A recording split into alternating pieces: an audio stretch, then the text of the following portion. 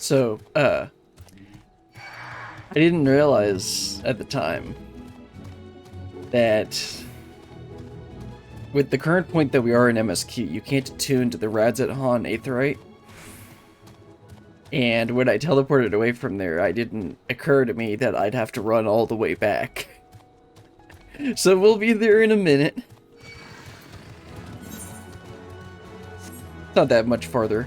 It's just I expected to be able to teleport to the Radzet Han and Aetherite, and I completely forgot that I couldn't attune to it. Oh well. Just gotta do a little bit of a walk.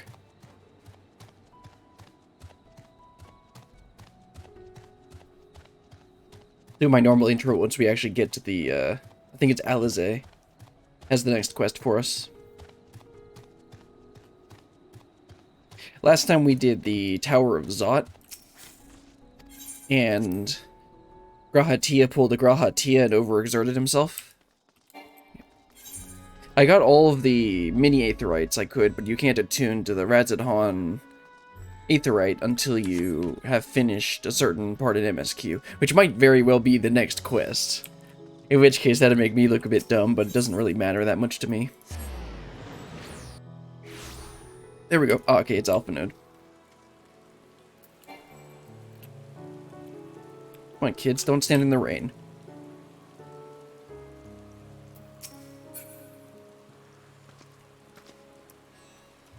Oops, wrong button.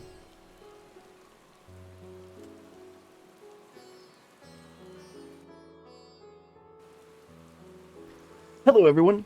Hope we're having a fantastic Saturday.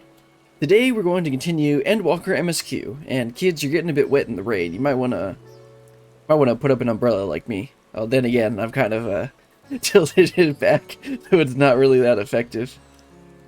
Anyway, last time we did the Tower of Zot, and Grahatia pulled the Grahatia and overexerted himself. And then we got to talk to the dragon again, whose name I keep on forgetting. And we learned a bit more about, I believe the dragon didn't know what the final days were. And, like, if anyone knew, it would be Midgarsomer, or however you say his name, but I don't think even he knew. Anyway, let's go ahead and talk to Alpha Node and continue on with MSQ. Adjust my camera. I don't remember if we talked to Alizé last time, but let's do that real quick. Like his sister Tiamat, Vitra... how do you say it again? Vertra? Vertra is possessed of a gentle soul. I'm glad they're on our side. The color of joy. Alpha Node has a mind to join the others at the High Crucible. The attendant was kind enough to give me directions to the High Crucible. First, let us return to the mulberry orchard.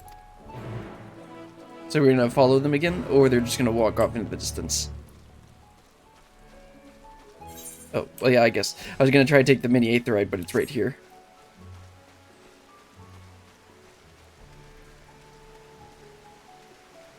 Since I unlocked the Radzet Han in the script exchange, I actually was able to start doing some more endgame crafting stuff. So I was able to get a basic crafter set made. But even with the materia, I was able to buy the materia, like the level 10, 9 and 10 materia I needed, but even then I'm slightly off of being able to craft the actual endgame set. But then again, it doesn't matter that much right now. We're doing MSQ, not crafting. Anyway, let's talk to Alizé and Alpha Node. I understand the mulberries are known for the silkworms, grown as a stone's throw away from the satrap's residence. It gives it the quintessential Thavnarian flair, don't you think? From here, we're supposed to follow the path left, past the mulberries. I probably should have done this quest last time, but I was tired. I didn't really feel like doing it at that time. Because I actually went and already ran through the city a good bit.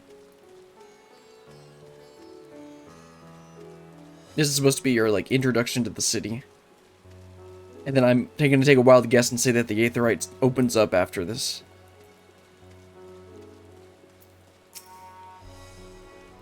The word Yuge apparently means bind in the local tongue. And this district is so named because it connects all others in the city. If we managed to come this far, we shouldn't have trouble finding the High Crucible, or so I was told. Where the street turns, enter the door straight ahead and descend the steps. I thought the Crystarium was confusing, but it doesn't compare to Radzed Han. The architecture and decorations make it even harder to get your bearings.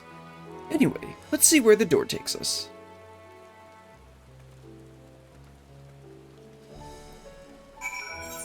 Yeah, this place was a little bit confusing when I ran through it the first time. Thankfully, I have a map, so I can actually see where I am. But if I actually had to navigate this place, it would be a little bit of a pain.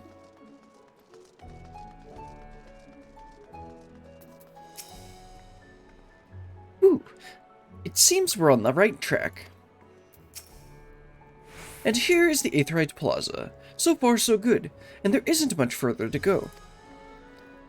From here, we just need to cross to the other side of the hall, then pass through the larger of two doorways. The High Crucible lies beyond. I suspect the others have already collected the warding scales. Come, let us join them. Yeah, so I still can't attune to this, right? Yeah. Not yet. Oh. My character had opened up their umbrella because there's a hole in the roof. Oh, there's Urianger. And Thancred. Though this land hath been afforded its respite, in turmoil do many others languish still. Our work is far from finished. You took your time. Got turned around, I take it? No, Thancred, no I didn't. The twins are just slow. As I heard it, after you defeated Nidhogg, his scales found their way into the hands of the firmament's artisans. Steeped in power as they are, it's no surprise that they were coveted. Still, it is a strange legacy for the vengeful worm. Says the guy who carries around a spear with Nidhogg's spirit or whatever in it. I'm quite well now, I assure you. As they say, the stronger the taste, and the stranger the color, the more effective the remedy. With my body trying to replenish the aether I spent, however, I'm feeling rather famished. I think sampling of the local delicacies is in order. Hamsa cuisine would be a good place to start, perhaps? The students have previously turned to Radzed Han's alchemists for help with the analysis of various artifacts. This is how I became acquainted with Nidana. I'm glad we could rescue her, and pray she makes a full recovery. Excellent. You're in time to hear the latest good news. What an immense laboratory! How many such places were enlisted to help forge the warding scales, I wonder? We're last, of course, but at least we found the place.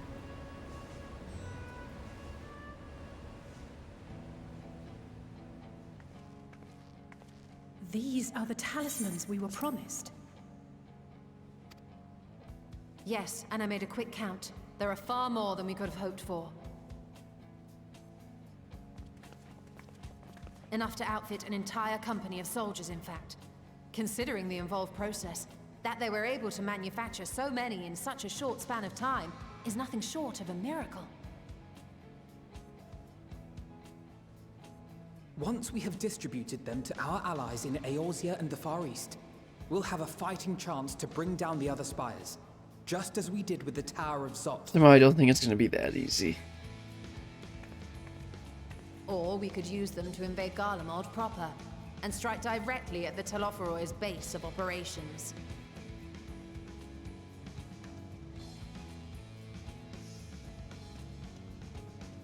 Of course, we would need to consult with various Alliance leaders before such a drastic measure could even be contemplated. To which end, I could set out forthwith and present the idea to each of our allies in person. Pray allow me to undertake some few of those journeys. I find myself restless and in need of purposeful duties. I can head eastward. Bosnia and Dalmasca are just a short hop from here. And Doma's shinobi network should come in handy for passing on the word. We shall share the burden then. Meanwhile, I think it best that you and the others take the talismans back to the Baldessian Annex. We must keep them safe and secure until we've decided upon a course of action. Yeah, and perfect for the Charlian scholars to take them. Confiscate them. I must speak with you.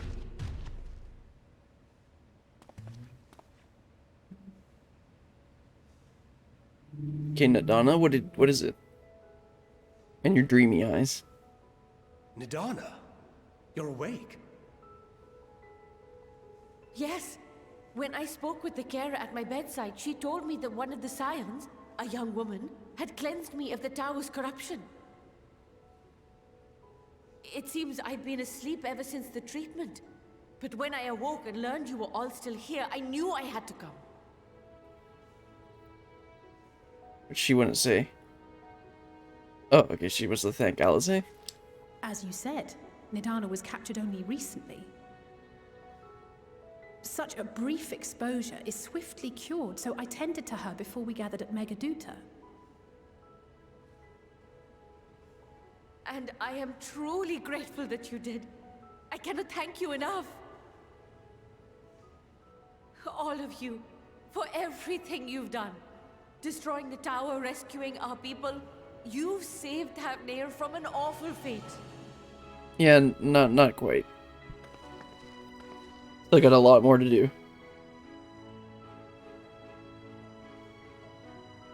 Even Justinian smiling. Yet who hath truly saved whom? Due in no small part to thine inspirational courage, the alchemists were successful in reproducing warding scales of proven efficacy. Replications of thy work now stand ready to travel across the seas, unto the hands of those who might wield them against this rising evil. The talisman? Is this true? Stoic nod.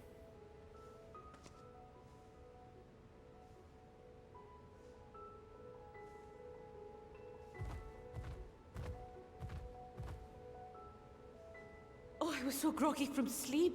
I didn't even think to ask. Oh, our great work sent across the seas. It was worth it. Oh, it was all worth it.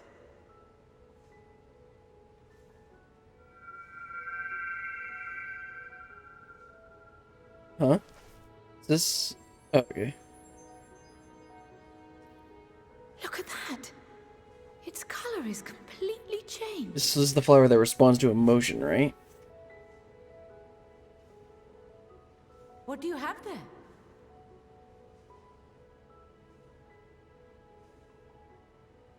How unusual. I wonder if the effect is a reaction to Akasha. I'm afraid I'm not familiar with that term. I was gonna say, Akasha? I mean, Akasha? Aether? It is one of the unseen energies defined by Harnish alchemical theory. Though a gross oversimplification, some describe it as an essence influenced by feelings. You imply that it is distinct from ether? Foreign scholars often conflate the two, but we see them as separate concepts. Interesting. Ether is an energy which permeates the land. It exists within animals, objects, even the air we breathe, affecting all through which it flows. Akasha, on the other hand, exists in a domain beyond our reach. A gift bestowed from on high, or torn from the heavens in some traditions. Akasha can neither be created nor destroyed. It is beyond our power to purposefully alter or manipulate. So I get the feeling we're going to be able to Only alter or thing manipulate it observed to later. Influence it is an abundance of, I want to say, spiritual emotion. As a veteran of the battlefield, surely you've experienced moments of desperation or exaltation when you've transcended the usual limits of your capabilities. Yeah. That is a manifestation of Akasha, the invisible essence harnessed by heart, mind, and unyielding spirit. I really must hear more about this theory. Our disciplines are based entirely upon the idea that ether is the fundamental form of all energy. I'm glad my haphazard explanation has piqued your interest.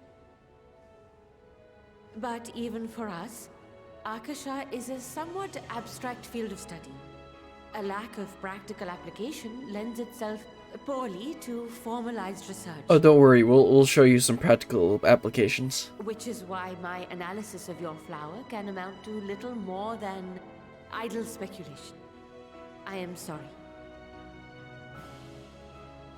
Nonsense. You have nothing to be sorry for. Your insight is much appreciated.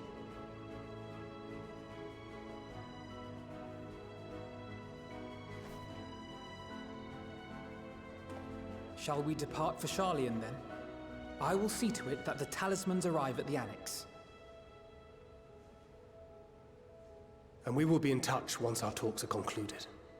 I suggest you rest while you can. From here onward, sleep is bound to be in short supply.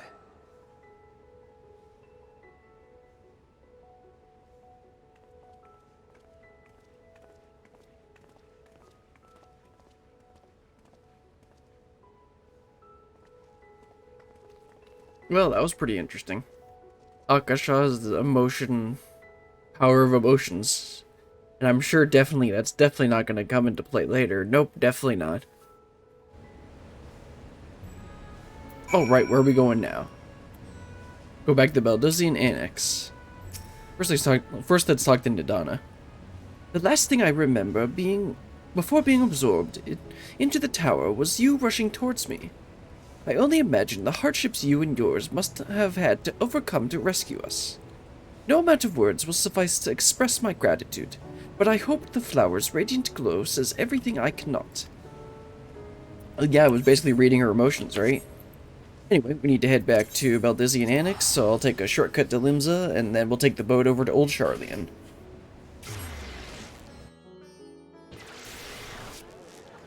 Let's hurry up before we see anything sus. Or hear someone play copyrighted music.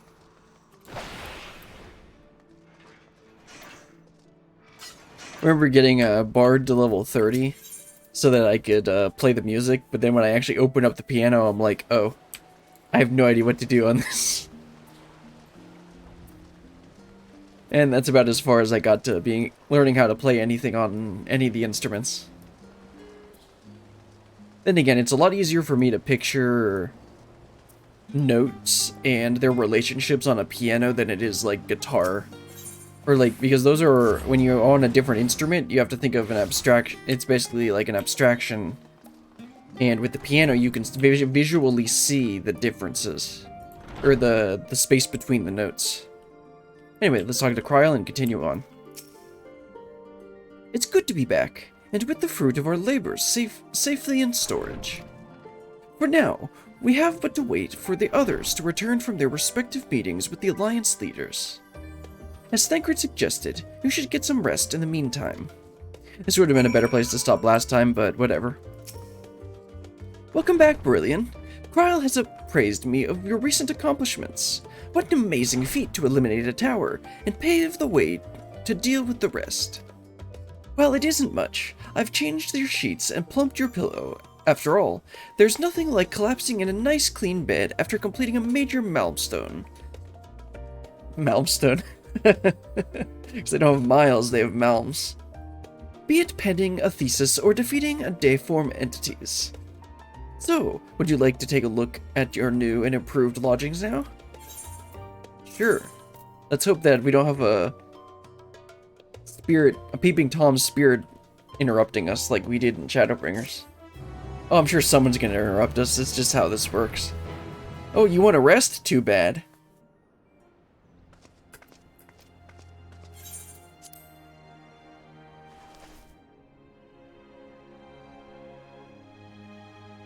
Oh, it's back to normal.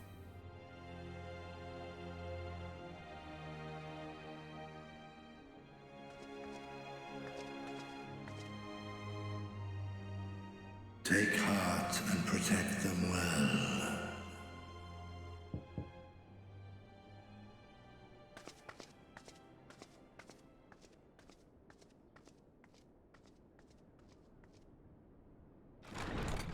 Yeah. Good, you're here. You haven't eaten yet, have you? I'm trying to Quite a rest. spread if you're interested. Only the finest dining from the last stand.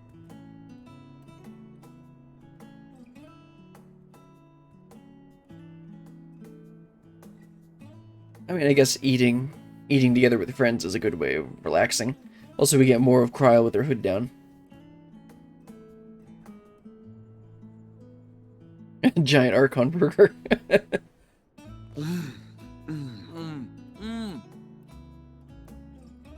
Jeez. Of course she doesn't like pickles.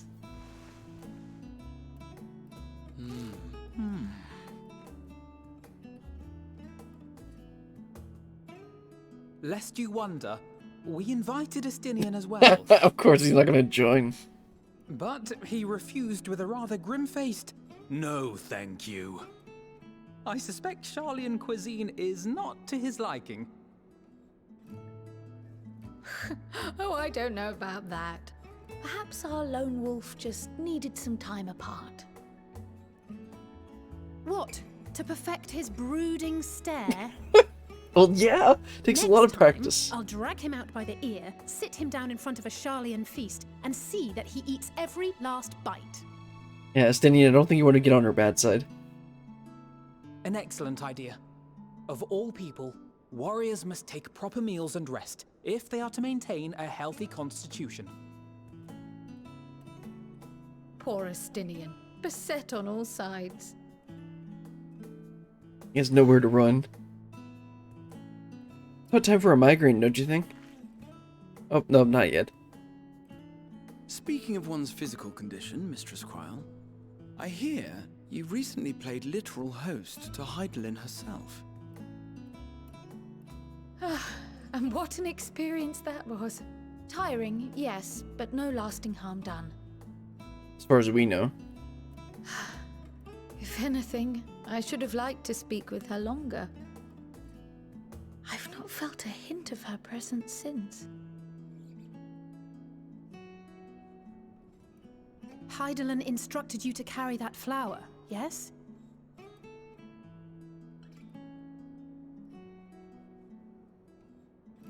Twill be your guide, test and proof of your conviction. And then something about seeking joy in darkness. No, we did that expansion already. Come to think of it, isn't that what happened with Nidana back in Radzat Han? The flower did seem to radiate a joyful glow, as if reflecting the elation we all felt, the relief of a people with renewed hope. Interesting. Indeed.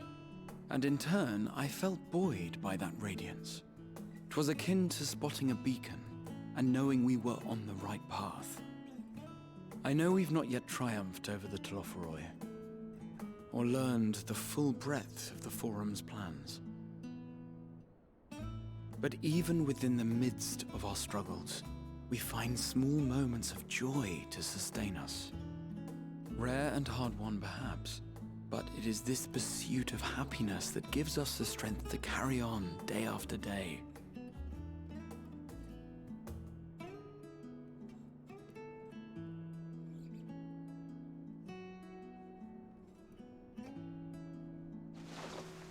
Oh, Hey, that's mine. To the swift the spoils. Though I recall that levitation spell of yours was quick enough.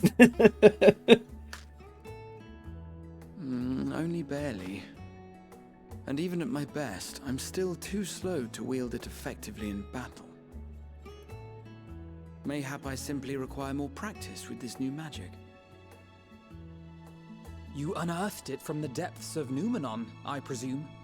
What was Nunamon again? Aye, and from a veritable mountain of arcane Oh, tomes okay, in right, that. the library.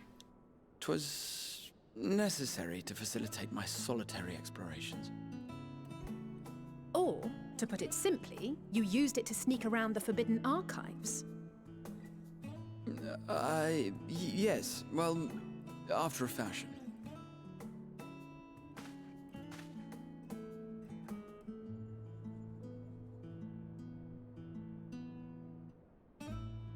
Uh-huh. They're tall, you see. The shelves, they're too tall for me. And I could hardly move the library's platforms without attracting attention now, could I?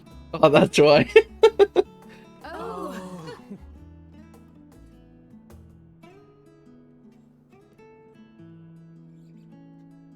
I mean, he makes a good point.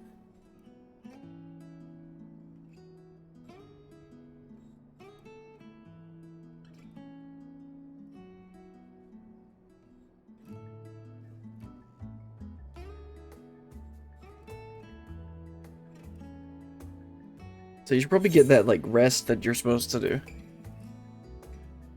Are you pushing on until dawn? Shall we call it a night? You do know these are my quarters, right?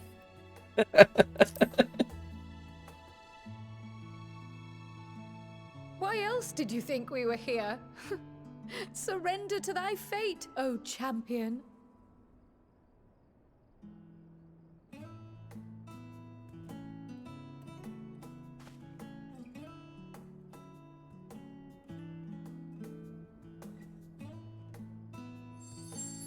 Oh, okay. Like green?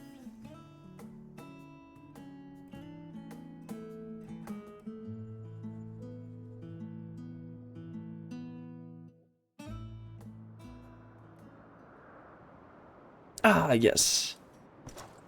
Best girl boy.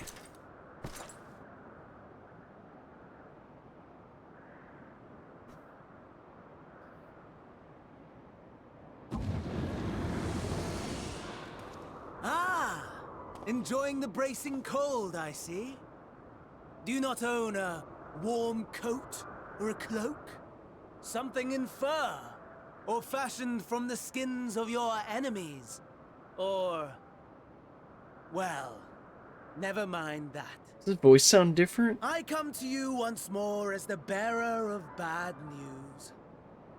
Our tower in Thavnir has been toppled, and I need not tell you by whom. Given how many we have at our disposal, the loss of a single spire is hardly fatal to our plans. It does, however, slow the rate at which we siphon ether.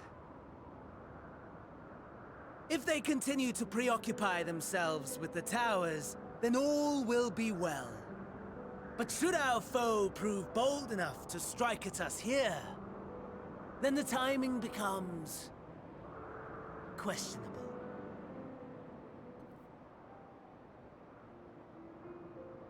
Our foe is bold enough. Of that, I can assure you. He knows doesn't care. He just wants to fight. Yes, very well then. I suppose I must prepare a proper welcome. Honestly, talk of your nemesis is the only thing you seem to enjoy. Does nothing else spark your interest? Well, no. No. All else is... equal. The guy was so bored he tried to kill himself, like... Equally tedious. Equally disappointing.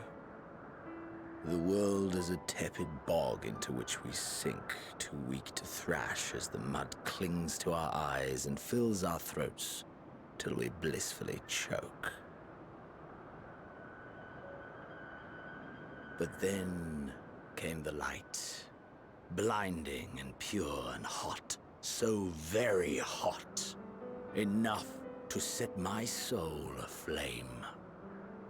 I basked in the afterglow until the void yawned once more, and then I knew the muck would never claim me again.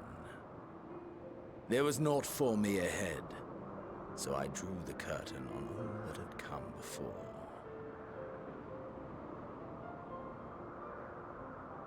Burn. Burn. Let the whole star burn. I will have my contest. I will reclaim my moment.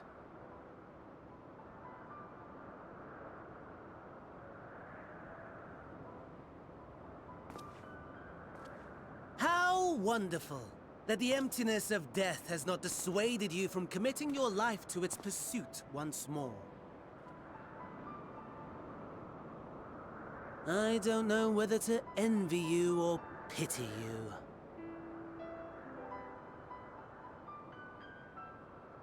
You question my disinterest, but what of yours? Despite your noisome antics, I sense you take little pleasure in this endeavor. Mercy, my lord. Such pointed barbs from one who barely acknowledges my existence. Nevertheless, you are mistaken. For I do find this part somewhat enjoyable. Doubt. You see, when I was mortal, I would always have the same dream. It was a fragmented thing, disjointed, all the faces incomplete. The setting, too, was unknown to me, so I thought it simply a fantasy of my sleeping mind. Until one day, I realized it was showing me the truth. Much as your dream of the final days enlightened you.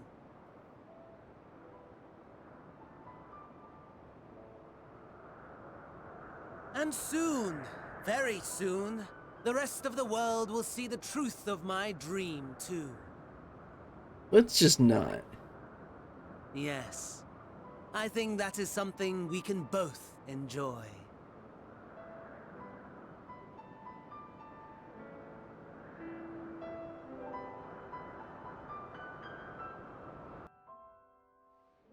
It's always nice to see Xenos again. Yeah, I probably should have done that last week, but whatever.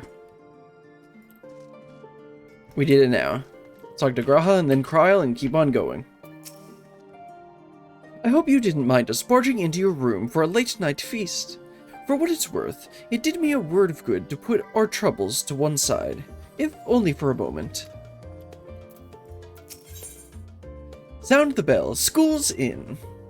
Kryl and Graha Tia were having a pleasant conversation until you barged in. Oh, there you are. Feeling refreshed, I hope? Well, you kept me up late, so... not really. I was about to make my way to the studium, as it happens. I wanted to try and speak to the scholaric I do not know how to pronounce this. I know they pronounced it in that one cutscene, but whatever. Oops. I want to try and speak with Scholaric Montagine, and thank him for coming to our rescue in the Rostra. As it turns out, he'd come here to see us following the hearing, only to find that we'd already departed for Thavnair. Knowing him, he is probably helping to chew and cud with his former students. Since we're still waiting for Y'shtola and the others, I thought now would be the perfect time to pay him a visit. Care to join me? Stoic nod. Then it's settled. The twins will be coming too, assuming Alphanode can tear himself away from his new toys. I'll let you rally the troops while I go on ahead to the phenomenon. Considering my recent impropriety... Propriety. Okay, I did say it right. Considering my recent impropriety, perhaps I should avoid showing my face around the studium for a time. That might be for the best. If the others should return, tell them we will not be long. Oh, looks like we're going back to school. Unlike some of the Scions, I am not an alumni of the studium. As such, I am not acquaintances there I am obligated to visit. And while I would love nothing more than to pore over the many great tomes of a phenomenon, I fear my presence there would stir up more unwanted trouble, so for now I will be patient, much as it pains me to do so. Graha. Oh yeah, Alphinode's out here working. If Father must master these fiendish contraptions, then so can I.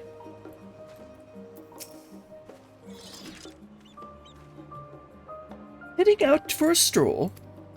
We're going back to school. The scholar himself was here? In that case, what are we waiting for? I too am eager to see him, though I somewhat dread the thought of visiting the studium. I dare say our notoriety precedes us. You mean all those girlfriends you tried to make? With your art? Alphinode, of all the people worrying over this reputation, and at our alma mater, no less, will wonders never cease? You'll understand soon enough. Off we go. Yeah, I want to see if we're gonna run into any girls.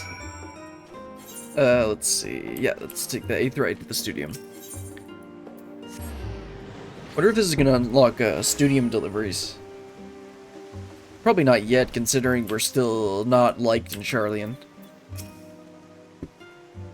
It feels like only yesterday that I first walked through these doors.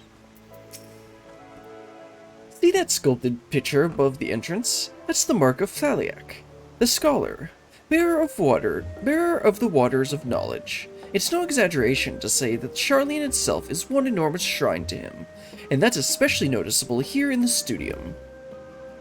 Where? Didn't she say it was above? Oh, there it is. Hard to see.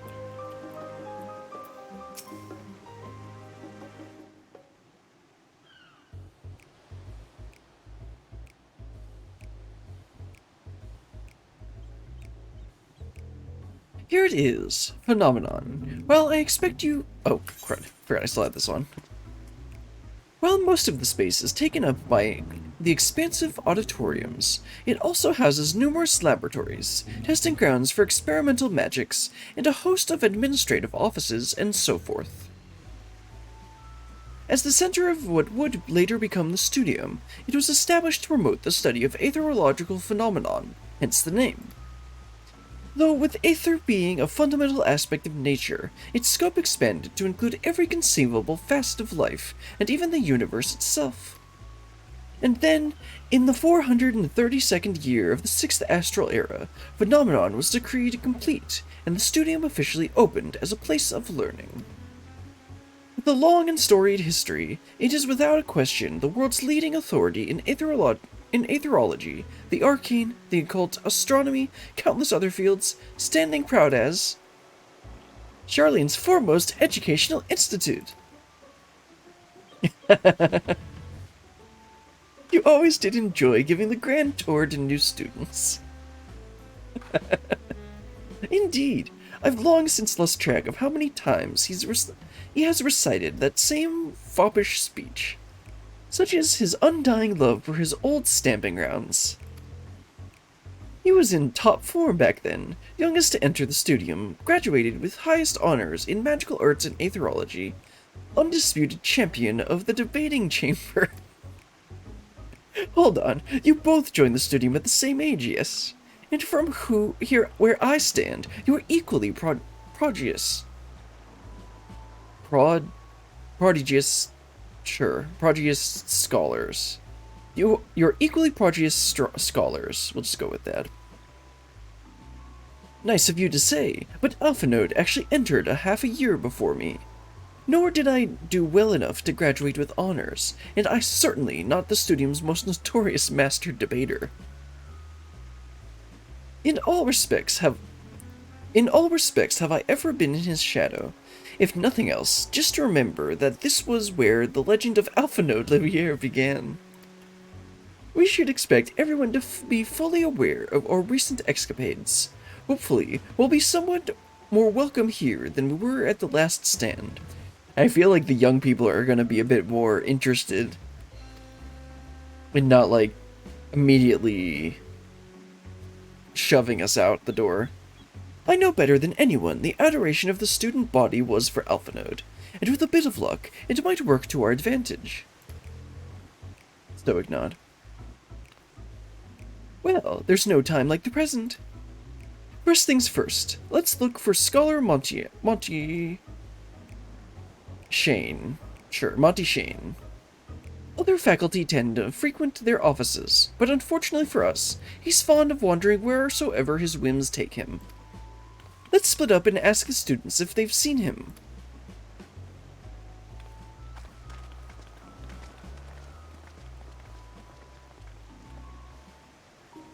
Alright, I guess we gotta go find the teacher. Hello, sir. Have you seen our teacher? That was Alphinaud Levier, wasn't it? The Alphinaud Levier! And he's with his sister and Master Balduzian's granddaughter. This can only mean one thing. An event of epoch-shattering proportions is fast approaching. Spread the word! Actually, we're looking for a teacher. Oh, sorry. You said you were looking for the scholar, yes? Knowing him, he could be anywhere. But Miss Alipo...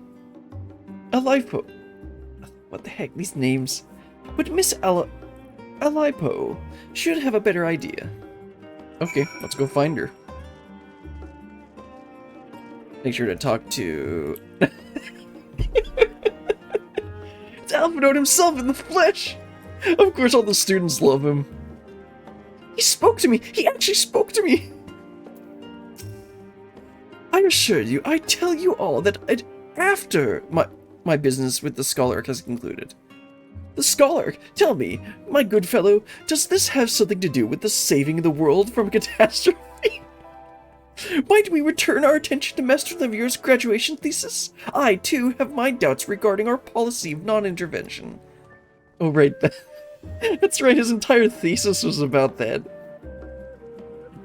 Is it true that your experiences overseas are the reason you have incurred the ire of the Forum? Oh, what I wouldn't give to see you butt heads with those old codgers. Okay, I think these guys are going to be a pretty good help. Things were bad enough during our school days, and Alphinaud's time abroad has only heightened his fame. Or should I say, that be infamy? He had his rivals and detractors, of course, though most of them gave that up after his adoring fans set upon them like ravenous dogs. Alphinaud, on the other hand, never paid them much notice. They were simply beneath him. Yeah, that sounds like Alphinaud. Dude, where's Kryl? I guess we can just explore the place. 'Cause I haven't looked around here at all. Let's see, where are you, Kryl?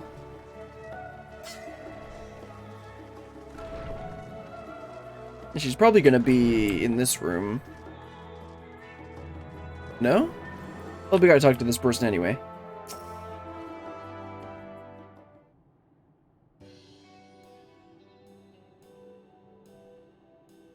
Are you lost? Wandering off the streets, perhaps? Wait, don't tell me. You're a trainee cleaner, fresh off the guild ship. I'm right, aren't I? Oh, how silly of me. An orientation is in order. Ahem. Allow me to bid you a warm welcome to Searcher's Meet. Searcher's Meet. Let me start with a question. What is the most important thing you'll find in the studium? Purple scripts?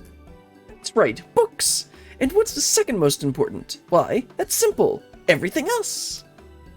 That's what we deal in at Searcher's Meet.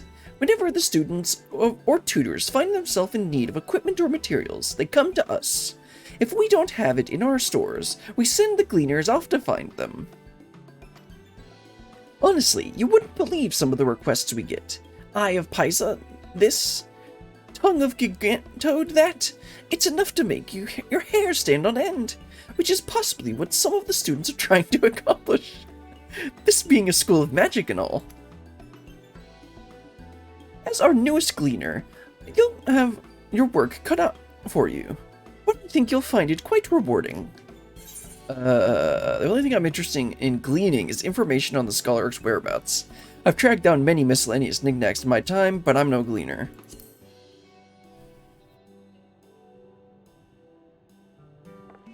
I beg your pudding. You're not a gleaner? Then this, well, was all an elaborate ruse. No, wait, come to think of it. You've never actually claimed to be one in the first place. My mistake. He was here, though. No, he's not. I did speak with him shortly before you arrived, though. He said he was on his way to Maker's Meet. Go back the way you came in, and you'll see it in the opposite side of the entrance. It's a laboratory of sorts, home to many rare and expensive curios, not to mention alarmingly frequent accidents. If you lose your way, just follow the blood-curdling screams. In the time it's taken me to tell you all of this, the scholar has probably already left. Best of luck finding him. I have a feeling you'll need it. Stoic nod. Well, let's hurry over to the lab. See if we can find the scholar. Alphanut. Of course, the students love him. So he's apparently here. Oh. Hello, level-headed student. Yes, the Scholark was here a short while ago. He offered me advice on my current research project. Though we spoke at length, I don't recall him mentioning where he was planning to go next. When we parted ways, he went down the corridor, perhaps to one of the auditoriums. Well, let's head on over there. Man, this guy gets around quickly. Also, hi, Kryl. I thought I'd checked here before. Unsurprisingly, the Scholark is not in his office. I did, however, speak with one student who saw him not long ago, so he can't have gone far. Well, let's head on over to the auditorium. Or one of the auditoriums. Let's see, you in here? Ah, there he is. And a sightseeing point. Let's get that first.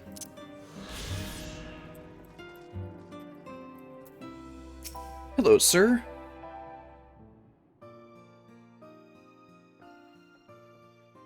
Ah, I remember you.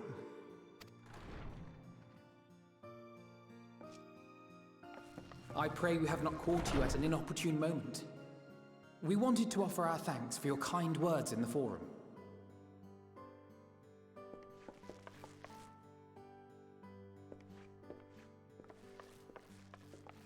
Well, I could hardly let that inquisition go unchallenged. I've always believed that curiosity should be nurtured, not stifled. Thankfully, a majority of my colleagues agreed. A slender majority, aye, but a majority nonetheless. Had the vote not gone our way, we would be having a very different conversation, if any at all. Though I'd like to think you would have not given up on our cause. I'm told you paid a visit to the annex afterwards. Yes, that's right. I was hoping to speak with the grandchildren of my dearly departed friends Galuf and Louisoix in a less dour setting. But it seems I just missed you.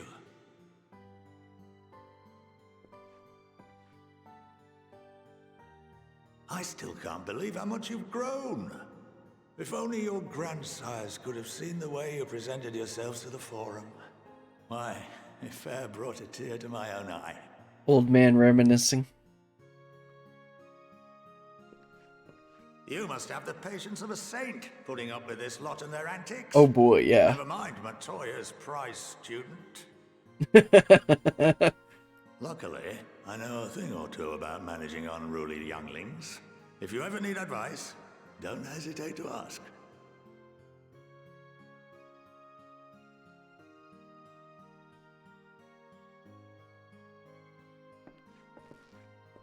If I may, there is a rather more pressing matter we wish to discuss. What can you tell us of this duty that the Forum must fulfill? I mean, I guess it's worth asking. Nothing, I'm afraid. Like all humble servants of the Forum, I am sworn to secrecy. I mean, yeah, that's the answer we expected. Or rather, I couldn't tell you if I tried. Didn't expect that, though. Our duty is of the gravest importance. Furthermore, if the particulars were made public, it would incite widespread panic. As such, those entrusted with this duty have been bound by an enchantment. Oh yeah, we saw that with that one guy that wanted to speak. Prevents us from speaking of such matters without the express permission of the Forum. Yeah, because we saw a guy Impossible. at the forum. It's been some time since I last gave a lecture. Please, take a seat. Ah, welcome back to school, kids. But still, this could be useful. Insightful.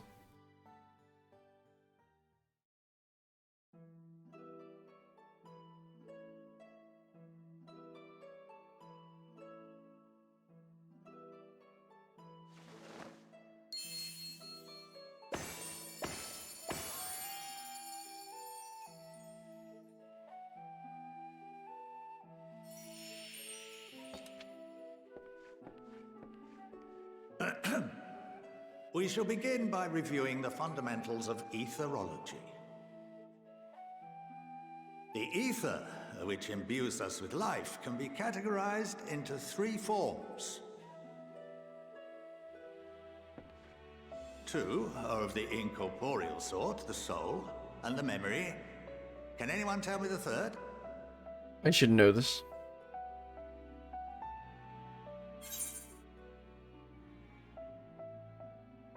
Yeah, I should know this, but I don't.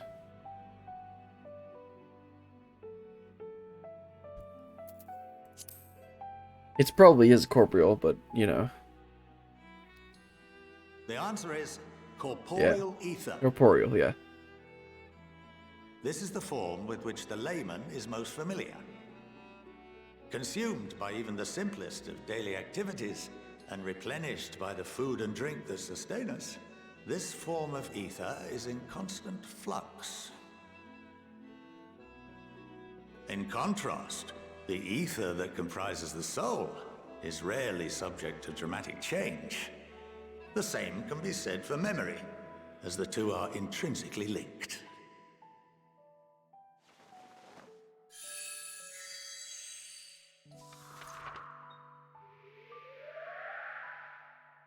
Picture the soul as paper, and memories as words written upon it. Now, what would happen if that paper was doused with ink? The same type of ether as comprises the memories. You wouldn't be able to read it.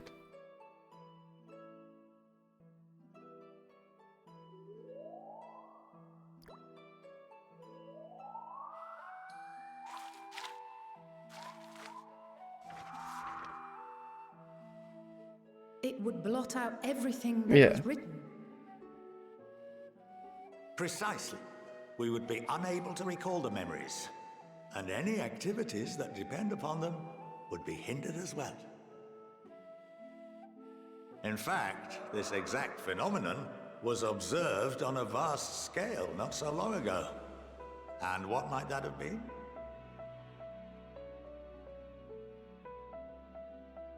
The Calamity? The 7th Yeah. Calamity. The people of Eorzea vividly recall Bahamut breaking free of the Lesser Moon and raining hellfire down upon the realm. But no one could seem to remember the events that followed immediately afterwards. Indeed. To this day, we have yet to determine whether it was an unintended consequence or a deliberate act. The enchantment which binds me and the rest of the Forum is based on a similar principle. And yes, it is a contravention of the Charlian prohibition against the practice of memory manipulation.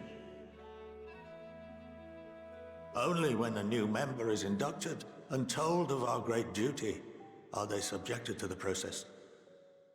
A necessary evil. You have my word that it would never be used to manipulate the populace? Sure. I should hope not. But can this enchantment be dispelled and your memories restored? If 9/10 of our members give their approval, then the process may be reversed. Then, and only then, would we be able to speak freely to others of our sacred duty. Barring that, we must wait until we return to the ethereal sea.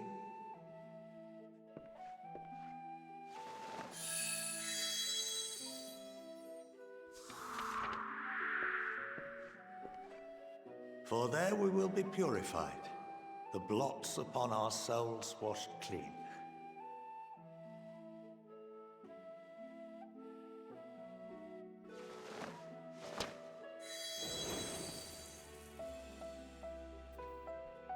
That's a And cool our effect. memories drift apart and dissolve. Rather defeating the purpose, I suppose.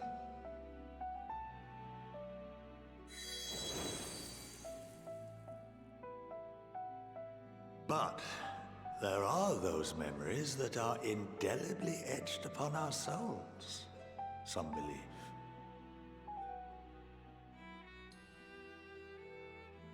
What happens after that? We are reduced to pure ether, coalesce with that of others, and create souls anew. Alternative schools of thought assert souls remain whole and return to the corporeal world, reborn into another form. Both theories have their proponents. Personally, I consider each equally probable.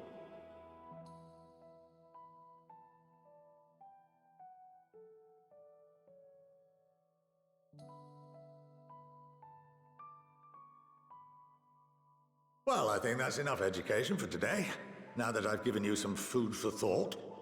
Or rather, an entire banquet.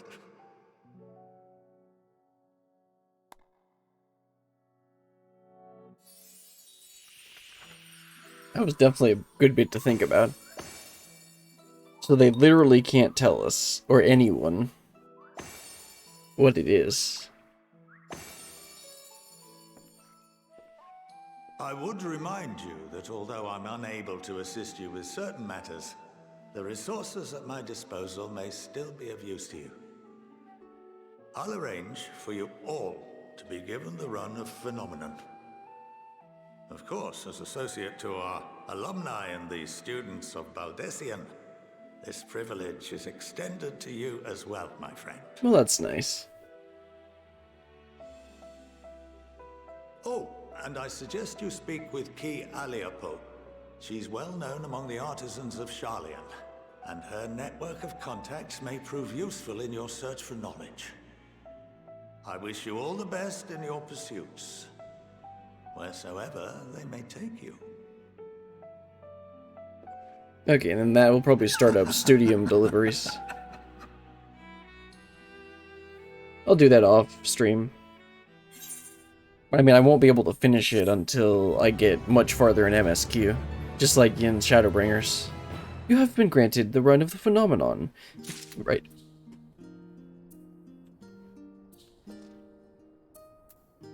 Let's see, let's talk to Alize first. Also, that was a pretty interesting lecture.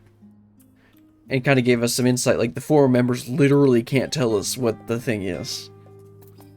Even if they want, even if, like he said, he wants to, but he literally can't. So, Alize in first. Some of my earliest memories of Scholaric Montiger. Actually, some of my earliest memories are... Oh, okay. Some of my earliest memories of Scholaric Montiger actually are of... I keep forgetting the R of. Some of my earliest memories are of Scholaric Montishagny. Actually, he was a close friend of our grandfather. He would come for tea and amaze us with his tricks, much like his demonstration with the paper and ink.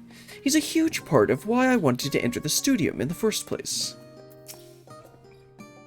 While Scholaric Montishagny is best known for his role as head of the studium, he is said to be one of the finest mages that Sharlayan has ever produced.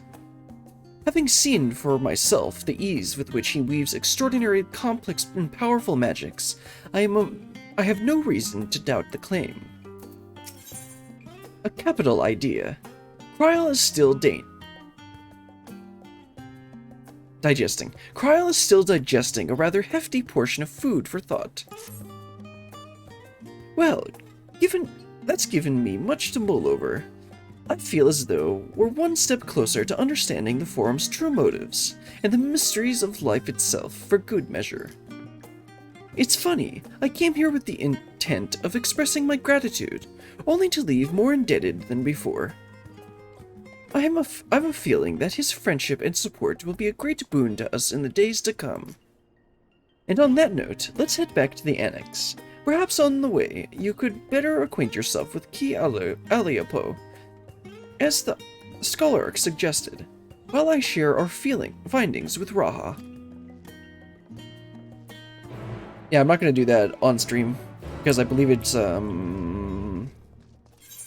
it's Studium Deliveries, which is, crafting stuff.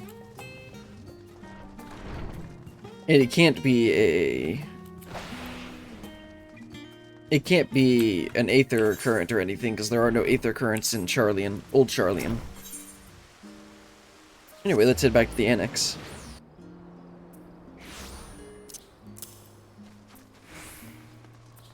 Let's see, okay. I was wondering if they were still standing out there. Or if Alpha Node was training outside.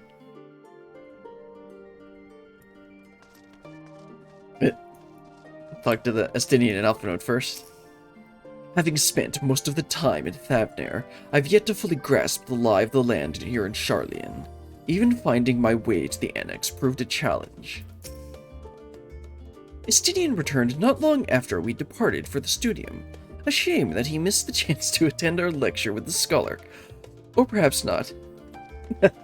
Or perhaps not, yeah.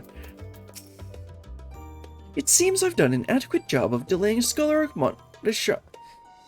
Shagni's lecture to Raha. Given his experiences in the field of souls and memories, he had no trouble understanding it. You'd better not let your guard down around Key. One small favor becomes another, then another, and before you know it, you'll be running into the other side of the world in search of a bottle of wine or some other rubbish. Then again, it might make for a welcome change of pace from your usual heroics, and as the Scholar said, it could also lead to interesting discoveries. Indeed.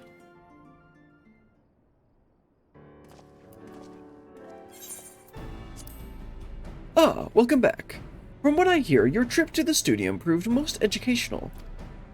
While you were away, I received word from our fellow Scions.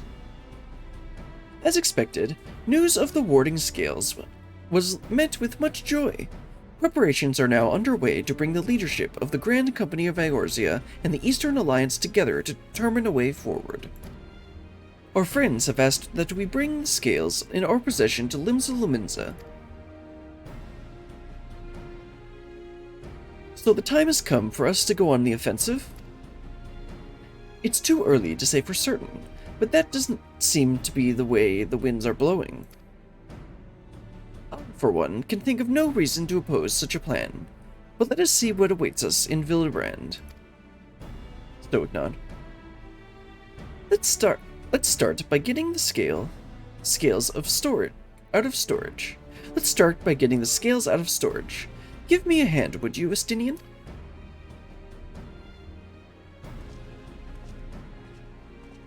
And I guess he would be the most capable out of all of us.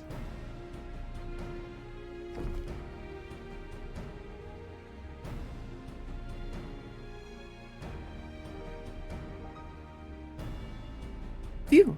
I didn't realize these crates were so heavy. I shouldn't complain, though. Vitra and the alchemists of the Great Work put their heart and soul into each and every one of these scales, so you must treat them with the utmost care. Are you not coming with us?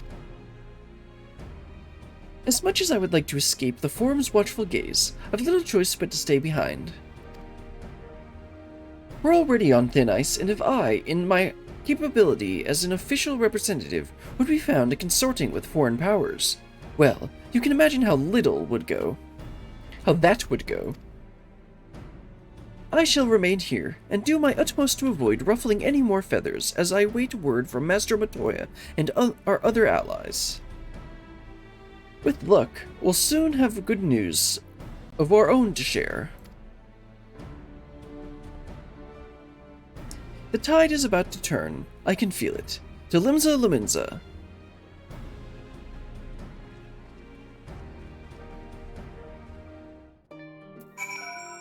Alright, but first we're going to talk to Kryl. If you learn aught of interest, be sure to let me know.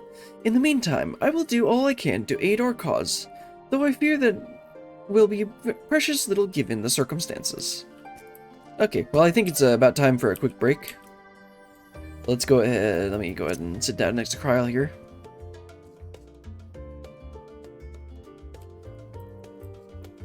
I guess she's always going to be turning to look at me. That'll be a little better.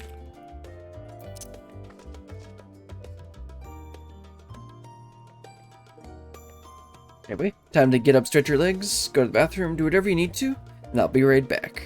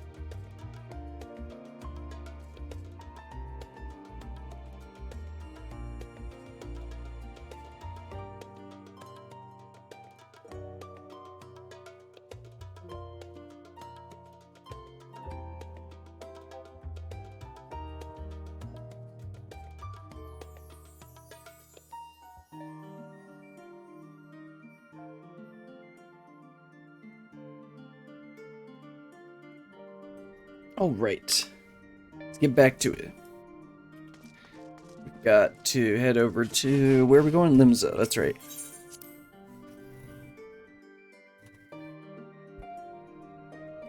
I can probably just teleport, but go ahead and just run on over to the boat.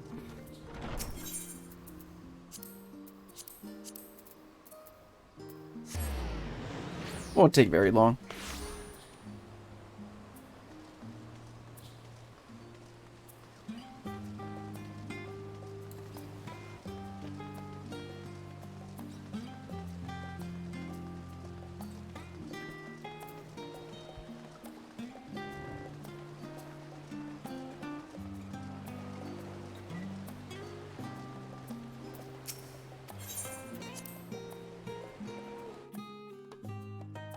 So I think last stream, no, not last stream, last week, I overclocked my graphics card a bit, and I did decent testing with it, and I thought I'd gotten into a point where I didn't see any artifacts, but I thought on this stream so far, I've seen 3 different places that I thought I saw artifacts, so I'm gonna need to go back and do some more testing. Honestly, most of it has been the core clock being too high. And honestly, I get like 1 FPS from the core clock overclock.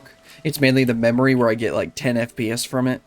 So I'll need to see, I might need to check on reducing the core or memory a little bit, because I didn't do a ton of testing with the memory. Anyway, let's go ahead and talk to Xanthiel and head on up to talk to Merriweb. Ah, I was told to expect you. As you may or may not be aware, the Admiral is present, entertaining the Elder Seedseer and the Sultana. 3 of the most powerful women in the world in one room. Do you need a moment to prepare, or shall I show you to them? Oh no. I'm ready.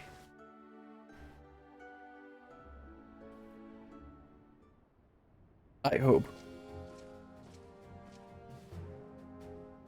My apologies for calling you away from Charlene at such short notice. Oh, on the contrary, we are honored and grateful, and pleasantly surprised to be joined by such esteemed company. 'Twas only right that the discussion to be conducted in person. We are locked in war of attrition.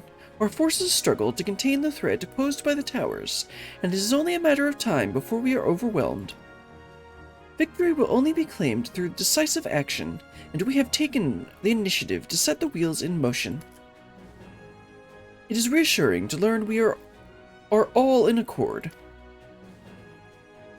But I might ask, what your plans entail?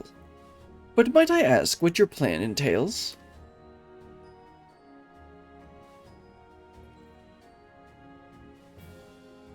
It hinges entirely on the warding scales and our ability to utilize their potential to the fullest.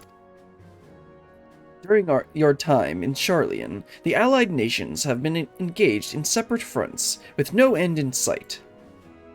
To make matters worse, a surge in abductions of kobolds, Shagian, and Ixal and Anata have given rise to an increasing number of primals as well. But your triumph in Radzat Han has given us cause to hope once more. The time has come to free ourselves of this menace. And it is you, the Scions of the Seven Dawn, who will have shown us the way. While the bulk of our forces will continue to hold the Telepharoi at bay, we will dispatch our finest to strike at the enemy's base, Garlemald. These brave few will be the Ilsabard contingent. To think such progress has been made in so short a span. Its objectives are twofold. The first is to provide aid to the people of Garlemald. As previously reported, countless Imperial soldiers and civilians have been tempered, robbed of their free will. They will serve the Telepharoi's every whim without question. They too are victims. It is our duty to deliver them from their suffering, not for strategic or political gain, but because it is the right thing to do. I do not ask that we set aside the decades of conflict and conquest, that we simply choose to forgive and forget. I only ask in choosing to remember what we do not also forsake our compassion and morality, for without that, there can be no reconciliation, or only death without end. Aye. On that we can all agree. Our second objective is the colossal tower that Thancred and Urianger observed in the capital. Though its purpose remains unclear, there's reason to believe the smaller spires are merely a precursor of what's yet to come. Until the Tower of Zot was toppled, we'd failed to make any headway, though the same can be said of the Telepharoi. They're currently in no rush to press further into our lands. I'd wager the Spire's primary purpose is to divide and keep us occupied, while they work towards our annihilation. This would appear to be substantiated by Y'shtola's analysis of the tower's influence on ethereal currents. Based on her observations inside the Tower of Zot, the Spires siphon ether from the land, consuming it to maintain their form. However, they draw forth far more than is required for the task alone. The excess of ether remains unaccounted for, but we can be sure it is not being harnessed for our benefit. It wouldn't surprise me in the least if it was being redirected to the larger spire in the capital. There's logic in that. Regardless, once we have uncovered the truth, we'll bring these schemes crashing down, along with their infernal towers. That's all well and good. But what would you have us do? I assume it's more than handing over the scales and being on our way. We want you and your scales to join the Ilsabard contingent. Consider it an official request from both the Grand Company of Eorzea and the Eastern Alliance. Do you accept? I mean, we need the plot to continue, so yes? Perhaps you should be the one to answer that. I kind of wanted a break. For honor and glory. For the people of Garlemald. Revenge against the Telephroi? Sure, honor and glory.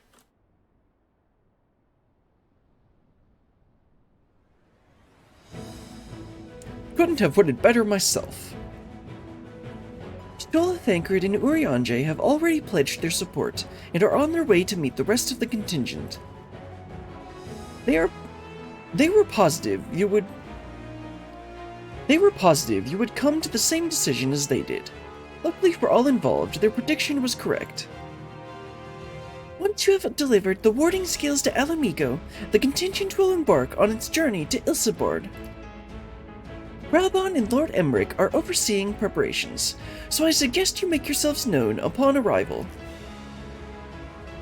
Pack warm clothing, furs, and the like. Without it, the cold will do you in before the Telephroi. So much as draw steel. As for us, we'll keep the enemy busy while you're gone. They're not the only ones who can create a diversion. Now go, safe in the knowledge Eorzea will be as you left it, or better, upon your return. Somehow I get the feeling that's not how this is gonna go down. They're playing all this epic music and we're only at level 82.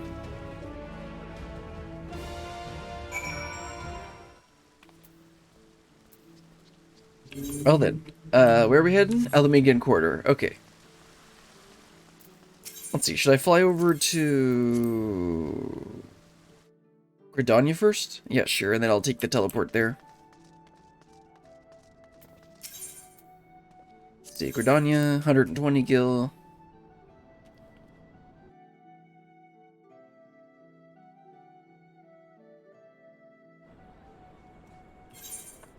Then the East Shroud, Fringes, Peaks, and then Locks.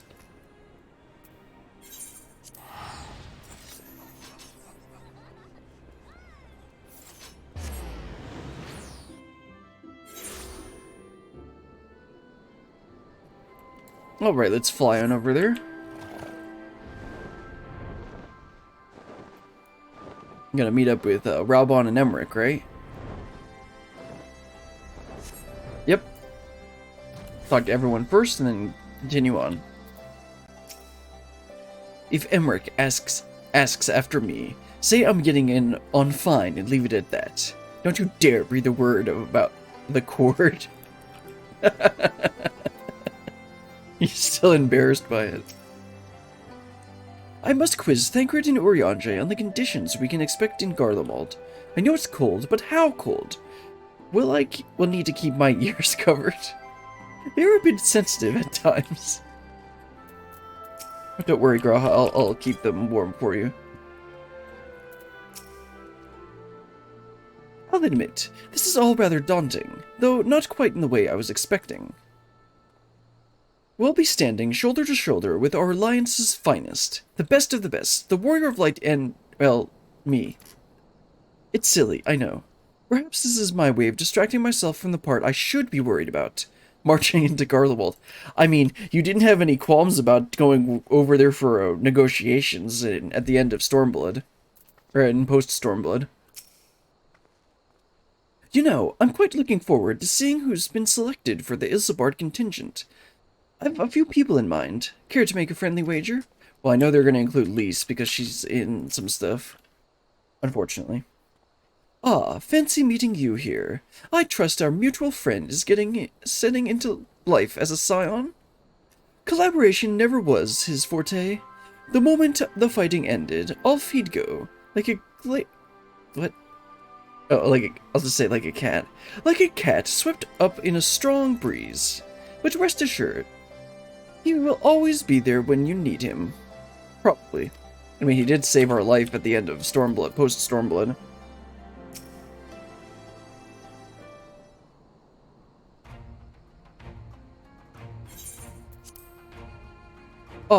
The Wanderers return.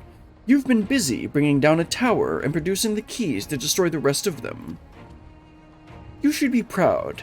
Those warding skills of yours are what's made the whole venture possible. Will you and Lord Emmerich be leading the contingent? Regrettably, no. Our role is to organize the various delegations into cohesive units. Once we have seen you all off, it's back to our respective posts. We dare not neglect our duties for too long, lest our defensive efforts fall into disarray. And just between us, there was a fair amount of opposition to the formation of the Isambard contingent. The very suggestion that we send some of our finest troops behind enemy lines to render aid unto Garleans has made me rather unpopular in certain quarters. Can't please them all. Sadly, no. Sadly not, though I did my best. Truth be told, I'd much rather be at your side, charging into the fray. Alas, I've battles of my own to fight, where words may serve me better than my blade. I hate to say it, but Lord Emmerich's struggles mirror my own. For the time being, the best we can offer you is the peace of mind from knowing Eorzea is safe hands. As you fight the good fight in Isambard, I and the other commanders will do what we can to convince the naysayers that our cause is just. Thank you, both of you. We meet again. Ah, yes. I bet he's gonna be here there. Word of your exploits travels quickly. From what I gather, the protective talismans you obtained led to the formation of this expeditionary force. My contributions on this occasion is but a minor one, that being the information I've shared with Maxima. For the sake of the people of Garlemald, may the fates be on your side. So, you're not coming with us. Strange, I thought you'd have a stake in this. I do. The Telepharoi have laid waste to my homeland and enslaved my people. But though every mote of my being cries for vengeance, I cannot be the one to deliver it. My presence alone would place the entire mission in jeopardy. I stand accused of murdering Emperor Varys and plunging Garlemald into chaos. Were I to travel with the Isambard contingent, it would give my countrymen ample cause to question our motives. Conversely, those who believe me innocent may instead celebrate the return of a former legatus and attempt to raise me to a position of leadership, further destabilizing the region and complicating the contingent's mission. Whether I am branded a villain or hailed a hero, I would only hinder your efforts. We will deliver your people from harm in your stead. I doubt they'll be pleased to see the champion of Eorzea set foot on Garlean soil. Yeah, I doubt it.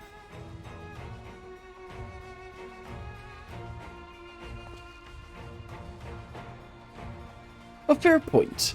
But so long as you refrain from announcing your arrival to all and sundry, the average person should have no inkling as to your identity. True. Most people just know the hero of Eorzea or warrior of light. They don't actually know what I look like. Although your titles and deeds are common knowledge, only a select few would recognize you on sight alone. Perhaps one day, they will learn the warrior of light is not a demon to be feared, but a woman deserving of their trust. Stoic nod. In light of Gaius's rather unique circumstances, I instead will assume the role of your guide. Well, I guess that would be nice to have at least one natural Garlean here. Or one, yeah, I guess one Garlean. That's what I'm trying to say. Though I may have defected for political reasons, my love for Garlemald endures. I would stop at nothing to protect her and her people. Well said. Might I ask you to escort our friends inside?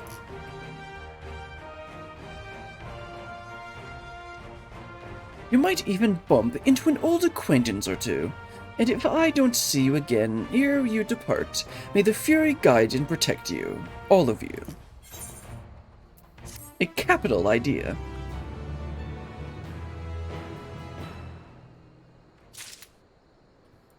I gotta talk to everyone again. Too many NPCs. Once we've seen the contingent on its way, I will return to my duties here in Alamigo. As many of our most capable will be traveling with you to Garlemald, we who remain will have to fight that much harder to make up the difference. But let no man say I do not welcome the challenge. This old bull isn't ready to hang up his horns yet. I neglected to mention earlier that we received a report from our troops that may be of interest to you. While engaged with a lunar primal, a great worm swooped down from the skies above and came to their aid. This worm, as described, is the spitting image of Tiamat. It would seem she too continues to wage war against the Telepharoi. Interesting. Like Gaius, I too stand accused of Varys' murder, though I am rather less recognizable on sight. Still, it's something to bear in mind once we reach Garlemald. I suppose it's easy for some people to forget that there are civilians in Garlemald, too, when the only Imperials they've ever known are soldiers. Good point. With the knowledge that our allies will hold the line in our absence, we may devote our attention to the Ilsenbard front. So that's Gaius Belzar, the horrors he must have seen, many of his own making, I do not doubt. Oh, he knows that. He knows that. Regardless of how my countrymen receive you, the cold will not treat you kindly. Underestimate it at your peril. Just like everyone that attacks Russia. Best of the best. Maxima would have you meet your new traveling companions. The other members of the Ilsenbard contingent are gathered in the royal palace. I shall inform them of your arrival, so please make your way inside as soon as you are ready. Okay. The remaining members of the Scions, your friends and most of the Ilsenbard contingent await you within. Would you like me to see you through? Sure, let's go.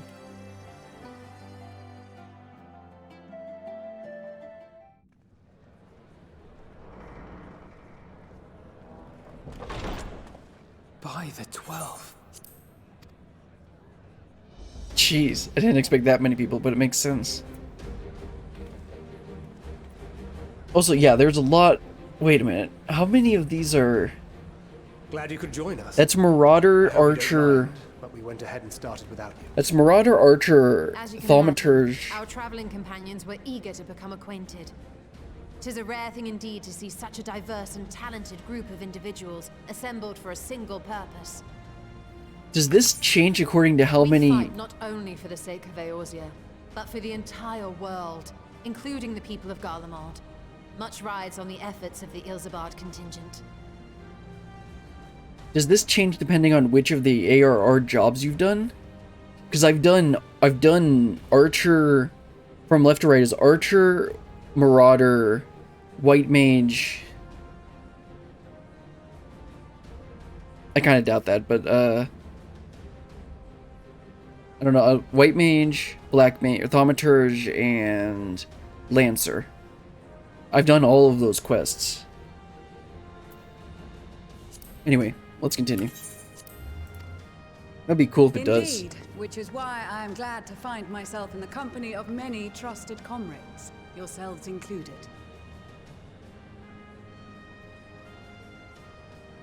Lucia.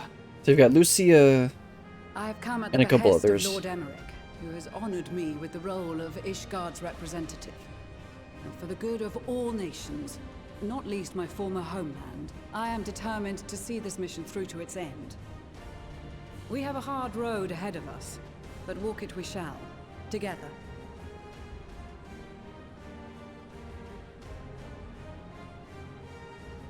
We too welcome this opportunity to work together once more.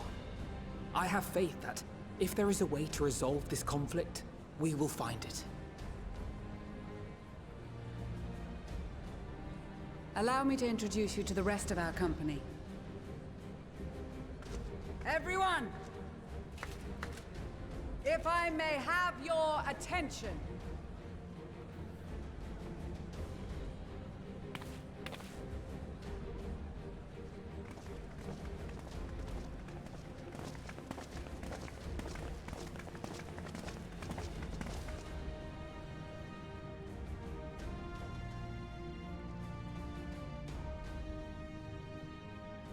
Might I ask you to speak first?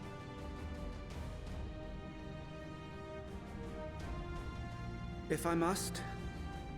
Okay. I am Arun Senna, spokesman for the Gridanian delegation. Here on behalf of my esteemed sister, the Elder Seedseer. Okay, maybe I was over. Maybe it's just. Maybe it's just these are just the people from each of them, and those are the main combat ones that come with this. Each of the. Yeah, never mind. That would be cool if they did do a thing where it would provide support and change protection to those in need during our time in Garlemald. To that end, I am joined by healers selected by the Conjurers Guild, with the Order of the Twin Adder's Finest serving as our escort.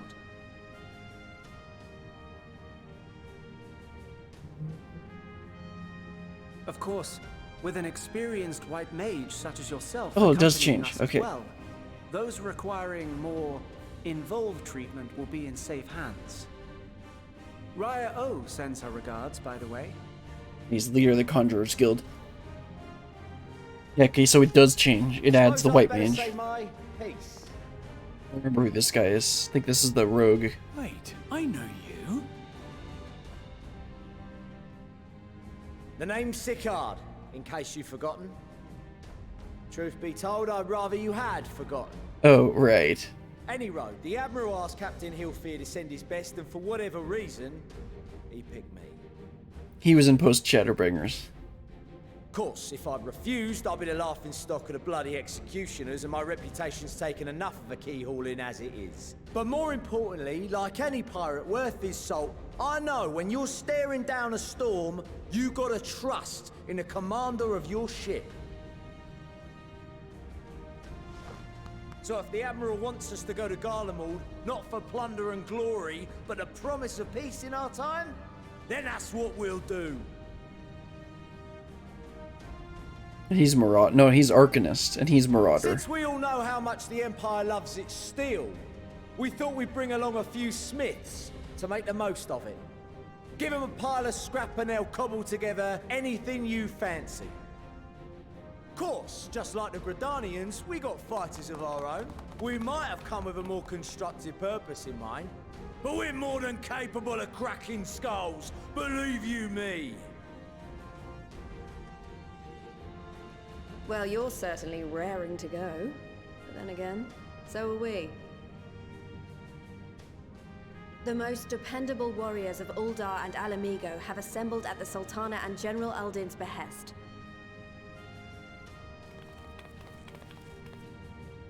If Garlemald has truly fallen, then the whole place is likely to be crawling with Telophoroi. We'll need plenty of troops to clear and hold a path for others to follow. That's where we come in. Naturally, Marshal Tarapin and I will be leading from the front.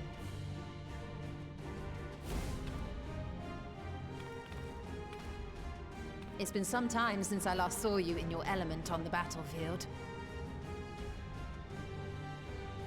From what I've heard, you've become pretty fearsome yourself. Master Matoya, the avatar of destruction.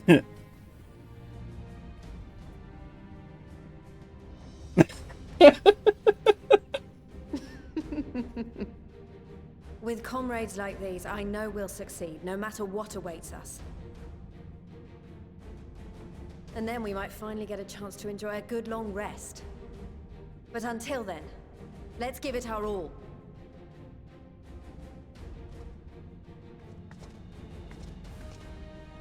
As for Ishgard, we Temple Knights have come in force to uphold our nation's commitment to the peace and welfare of our allies.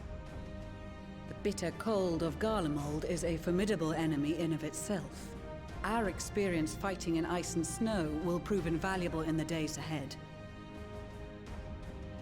Accordingly, I have been designated commander of the Ilzabard contingent.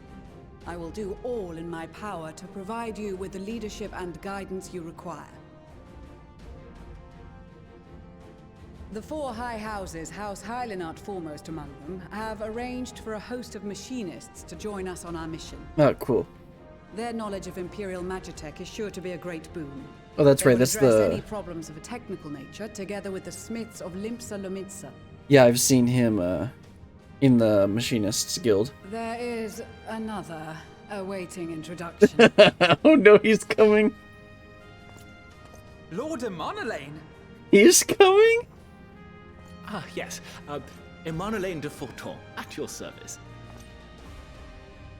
Though, lest there be any misunderstanding, I should stress that I've not become a fearsome warrior while you were away. Rather, far from it, actually. My brother, in his infinite wisdom, decided this would be an excellent chance to make something of myself. Oh, and fight for world peace and all that.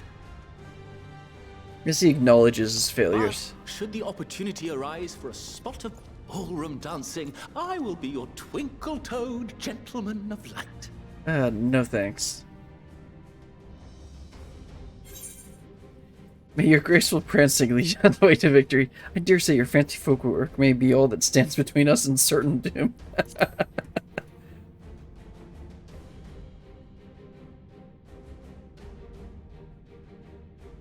Huzzah! I cannot wait to regale Honoroa with my tales of daring-do. Nobody likes that it. concludes introductions for the Grand Company of Eorzea.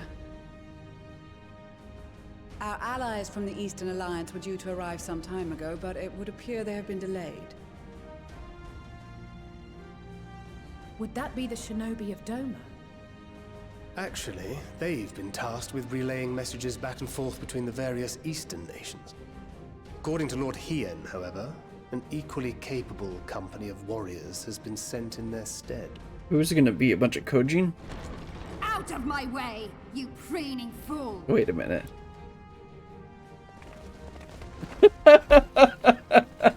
Okay, this is better.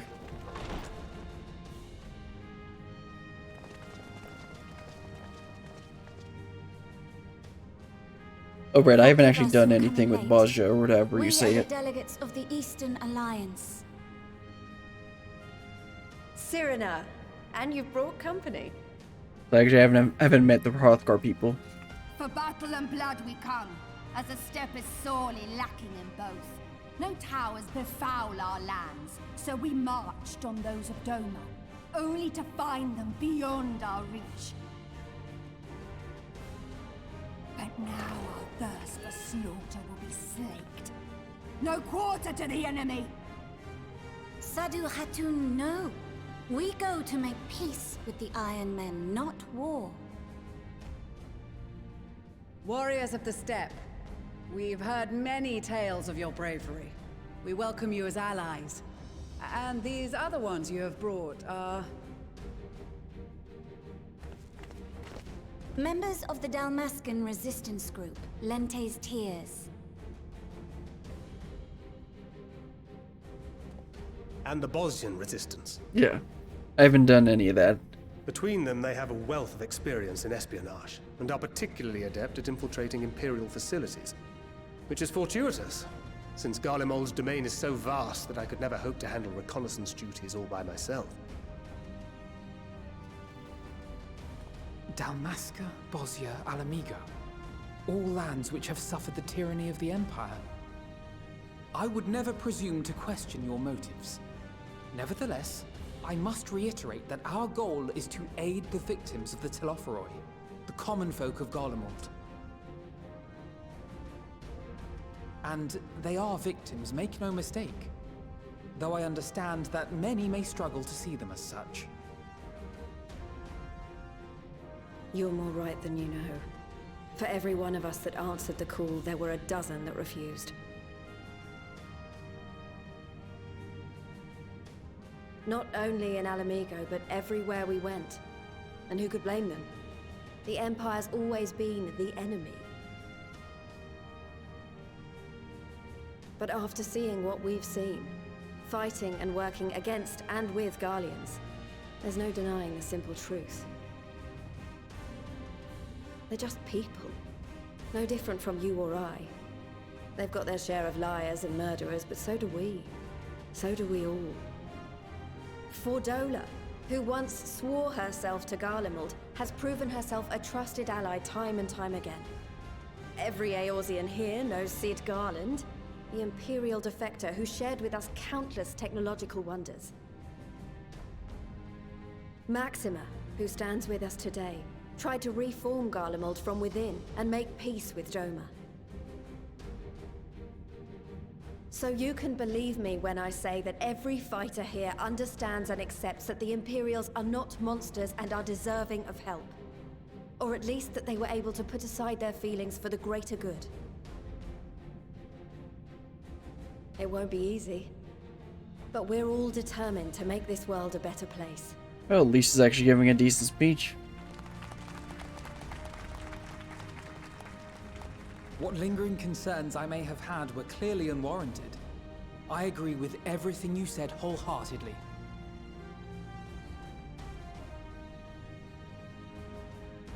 Then we are in accord. Now, let us review our strategy. To reach the Garlean capital in northern Ilsabard, we must cross the central mountain range. Dungeon? Fortunately, Garland Ironworks can provide aerial transport, sparing us this most treacherous part of our journey. Oh, okay, never mind. However, attempting to fly any closer to Garlemald would attract the attention of the Telophoroi. As they appear to have seized control of the majority of the Imperial military, we must assume that includes its fleet. In addition, Garlemald possesses devices that can interfere with airship navigational systems, further discouraging an airborne approach.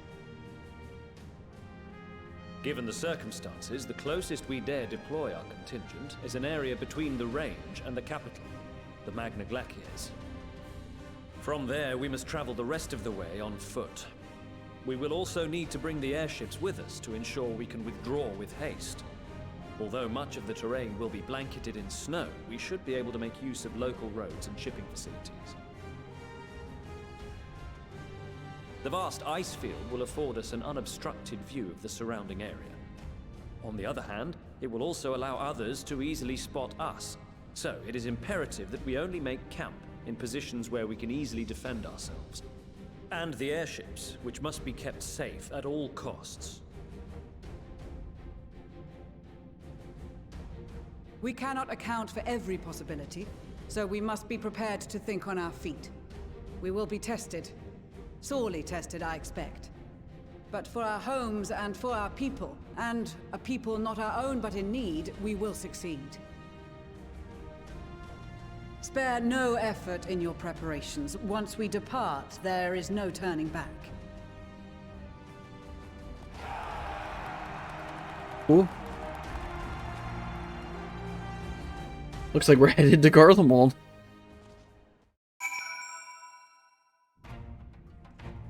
I'm not gonna talk to everyone here. Yes, I am. I'm talking to everyone here. Actually, hold on. Let me start from here and work around clockwise. I was half expecting to find the man who taught me red magic amongst their numbers. But he's nowhere to be seen. I suppose he's had his share of unpleasant experiences with the Empire, but so have we all. Perhaps there's some other reason.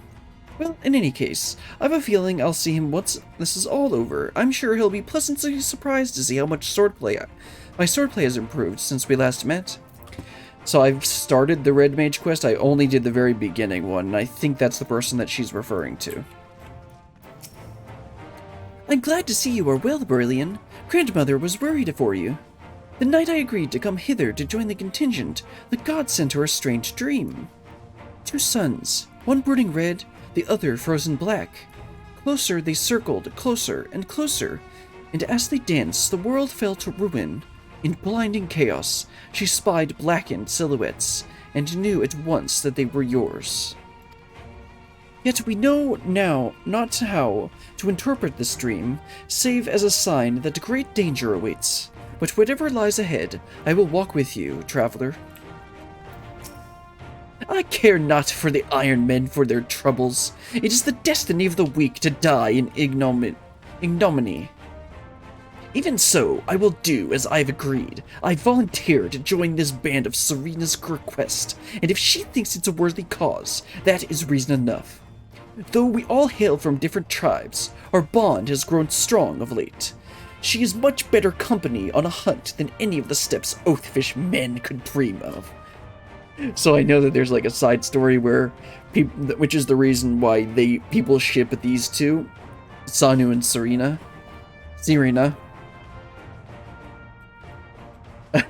And I don't know if this is part of it or if it's just the side story. With the Mole, the champions of Nadam, and the Dorothel having sent so many here, I had thought to defend the steppe in their absence. And I would have done so if not for my steppe brothers. They urged me to grant our allies the sun's might, and this radiance may deliver them unto victory. Though I must tolerate the presence of this feral Dotharli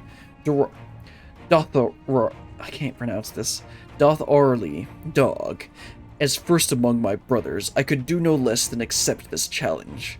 My deeds will become the stuff of legends. Yeah, sure. This is extraordinary. To be in such company, the finest our allies have to offer. With comrades such as these, we are bound to succeed. I'm certain of it. We've been part of joint military operations like this before, and with far greater numbers, but for some reason this feels very different to our previous experiences. Despite having shared a little more than introductions, this is already a palpable sense of camaraderie. I did not expect to see the other former Azure Dragoon here of all places. As he well knows, I'm not one of the verbose greetings. We shall instead let our lances do the talking once we are on the battlefield. Then we'll see if the other has been diligent in his training. Other Azure Dragoon? He doesn't mean Sanson. Our prowess has finally been recognized by the Order of the Twin Adder. Naturally, Guidelot is also here helping. Whilst his ability as a bard is unmatched, I do worry about his— oh, come on.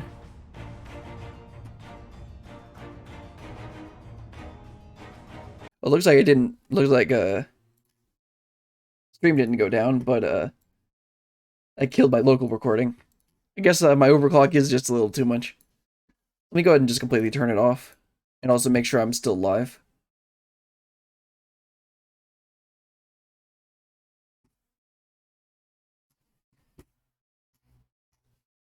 Let's see, I should still be live. Looks like it.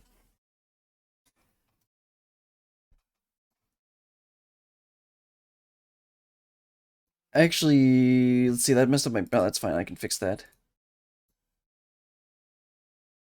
Yeah, my preview in OBS is messed up, but looks like it's still streaming normally. So I'll start the game back up, and then I need to remember to start my local recording back up.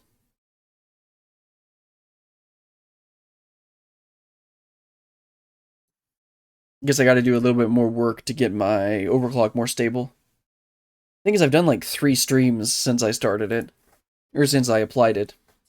And I actually just turned it down.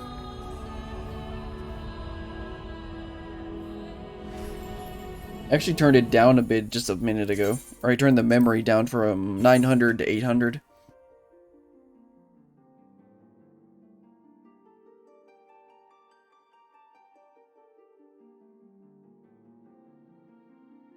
Probably need to just turn the core down a ton. Because it doesn't give me much, and that's what seems to be causing the problems.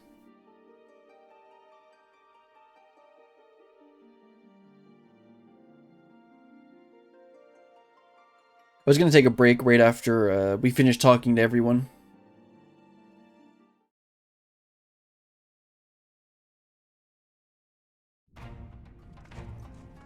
Okay, Sanson. Hold on.